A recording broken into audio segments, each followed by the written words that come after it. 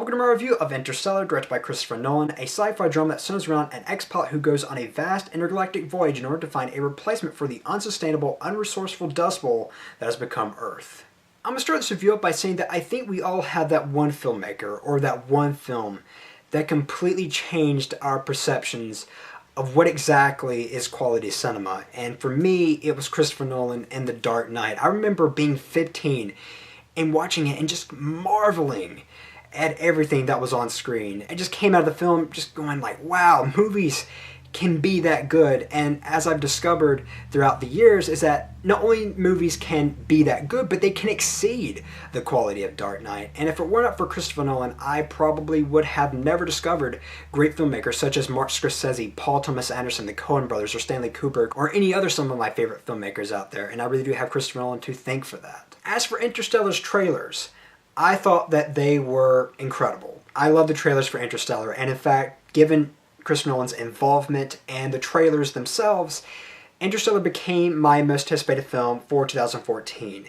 And after seeing the film, what you see in the trailers is definitely what you get. However, what you also get is something a little clunky, a little convoluted, and a little awkward in parts, which I will discuss right now.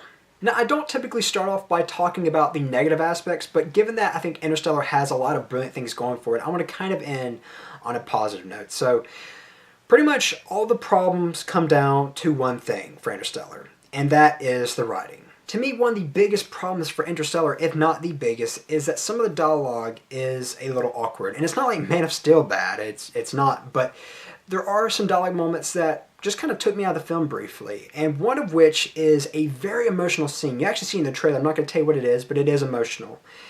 And I remember watching it and being kind of moved by it, and then there's just this line of dialogue that I was like, wow, I don't know if that works too well. And in fact, it was kind of unintentionally creepy and funny. And one last thing I want to say about the dialogue before I go any further is that I understand that there are people out there who are not the biggest fans of Nolan's expository dialogue. As for me, it's never really bothered me, only until maybe The Dark Knight Rises, and especially Interstellar. In Inception, to me, I thought it worked perfectly well. To me, it felt organic, because you have all these people in a room, and they're explaining what they're about to do, because they're about to go on the biggest heist of their entire life. And not only are they explaining it to themselves, but they're explaining it to us. I thought it worked wonderfully. Interstellar, however, felt a little forced, and I'm going back to that word again, sometimes it felt a little awkward. It's not all the time, but there are some moments, again, that did kind of like pull me out and go like, well, yeah, I'm totally watching a film right now. Now, I'm not saying that expository dialogue is bad, and in fact, I think with something like Interstellar, you need expository dialogue. However, I just think that there could have been some better ways at presenting such material. As for my second problem, and this seems to be the one that everyone has shared, and that is there are plot points to this film that are pretty convoluted and don't make the most sense. The world of Interstellar is relatively practical.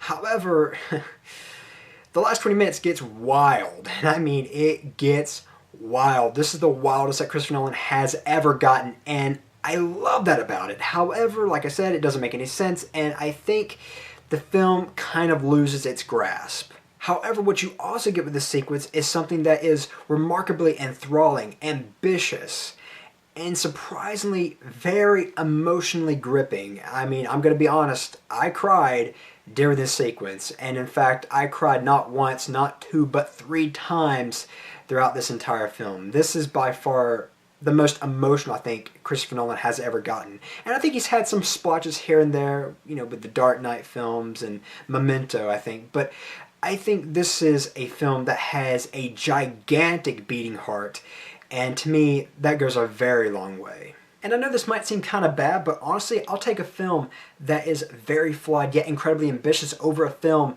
that is safe and generic any day, because Interstellar is a film of ideas, it's a film of ambitions, it's a film that tries to deviate from what we have come to typically know of big budget Hollywood cinema.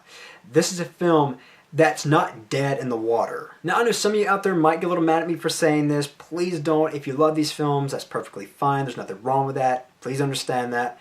But excluding Guardians of the Galaxy and Days of Future Past, a lot of these superhero films, they're kind of getting a little old to me. But getting back to Interstellar, visually it is a masterpiece. Now this is the first time where Wally Pfister is not teaming up with Christopher Nolan to do the cinematography since Following. This time it's Hoyt van Hoytema, I believe that's how you pronounce his name. He did Tinker Tailor Soldier Spy as well as Her, but here I think this is the best job he has done, and in fact I think this is one of the best looking Nolan films out there, which is saying something quite extraordinary because all his films look absolutely stunning, for the lack of a better word. And Interstellar is the kind of film that you have to see on the biggest screen possible. Now, I was not fortunate enough to see this in IMAX. However, I did see this in a 35mm non-film digital projection, which still looked pretty damn stunning. Not only that, but the visual effects themselves were also amazing as well, and they are without a doubt Academy Award worthy.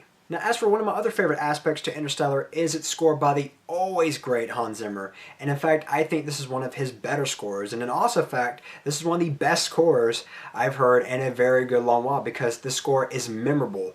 It's emotionally gripping, it's beautiful, it's breathtaking, it's monstrous, and it has this brilliant use of organs that really gives the score this gigantic holy flair. I love the score. So I've talked about all this other stuff, but what you probably want to know now is my opinion on Matthew McConaughey's performance. And to sum it up, he's quite brilliant. As I stated before, I cried 3 times during this film, and a lot of it is because of his doing. He is that good in the film, and I think this is one of his best performances because he is showing so much more emotional depth than I have ever seen him give.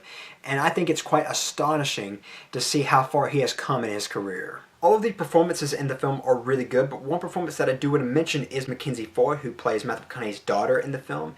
And typically with child actors, you have to kind of watch out for them because, well, typically they can be kind of bad. But she, I thought, was really good given her age, and the relationship between the two of them was something I believe to be quite special.